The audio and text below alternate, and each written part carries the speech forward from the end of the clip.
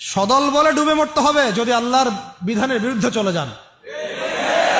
বাংলাদেশে একটা নজির তো হয়ে গেছে, এরপরে যারা আসতেছেন তারাও যদি একই রকম পথে হাঁটেন আপনাদেরকেও এইভাবেই মরতে হবে। তখন কেউ কিন্তু আপনাদেরকে বাঁচাইতে পারবে না। সতর্ক হয়ে যান, ইতিহাস থেকে শিক্ষা নেন। ভুলেও নতুন বোতলে কোনো পুরাতন মদ খাওয়াইতে আসবেন না। ভুলেও নতুন বোতলে কোনো পুরাতন মদ খাওয়াইতে আসবেন না।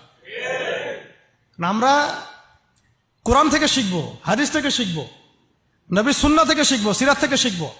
বাংলাদেশের মানুষ আমরা যারা ইসলামপন্থী আমরা কেউ উগ্রবাদী নই। এই পশ্চিমাদের শেখানো তন্ত্রমন্ত্রগুলো বাদ দেন।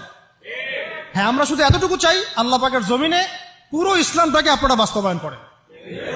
আমরা কি বলেছি ব্যাংকিং সিস্টেম বাদ দিয়ে দেন? বলেছি ব্যাংকিং সিস্টেমটাকে সুদমুক্ত করেন। আমরা কি বলেছি পলিটিক্যাল সিস্টেম এগুলো সব সরাই দেন? আমরা বলেছি এখান থেকে জুলুম সরাই দেন। আমরা বলেছি শিক্ষা ব্যবস্থার যে ইসলাম বিরোধী শিক্ষাগুলা সেগুলো বন্ধ করে দেন। এই কাজগুলো করলে কি আমাদের জাতি পিছায় যাবে না লাগাবে? তো এটা তো আমাদের স্বাধীনতা।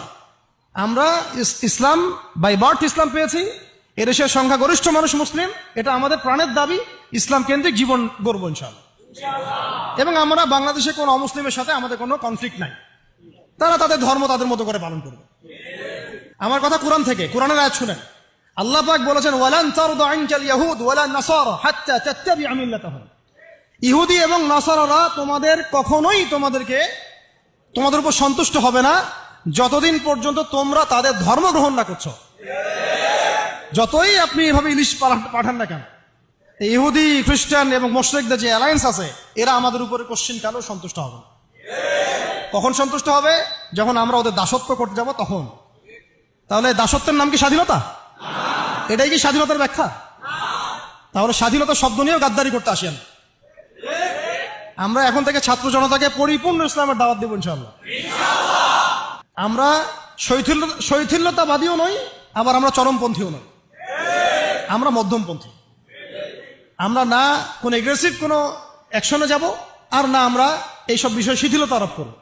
আমরা মধ্যমপন্থী থাকবো, দাওয়াতের কাজ করব, তাবলীগের মেহনত করব, সৎ কাজে আদেশ করব, অসৎ কাজ নিষেধ করব, নিজেরা দিন পালন করব, পড়াশোনা করব, আমল করব, তাজকিয়া অর্জন করব, ওলামা ইকরামদের সাথে সম্পর্ক রাখবো, এবং একটা ঐক্যবদ্ধ জাতি হিসেবে আমরা ইসলাম নিয়ে এগিয়ে যাবো ইনশাআল্লাহ। হ্যাঁ, যদি আমাদের দিকে চোখ তুলে তাকাতে আসেন তখন খবর খারাপ আছে ইনশাআল্লাহ। যদি চিন্তা করেন যে পার্বত্য অঞ্চল ভাগ করে আরেকটা দেশ বানাবো, তখন আমাদের অবস্থা দেখে নেবেন ইনশাআল্লাহ। যদি চিন্তা করেন যে আমরা এখানে চাপ দিয়ে হ্যাঁ বাংলাদেশকে কয়েক টুকরা করে ফেলাবো, এরকম যদি কোনো চিন্তা থাকে তাহলে বাঙালি এবং বাঙালি মুসলমানদের আসল চরিত্র দেখে নেবেন ইনশাআল্লাহ। সহ্য করতেছে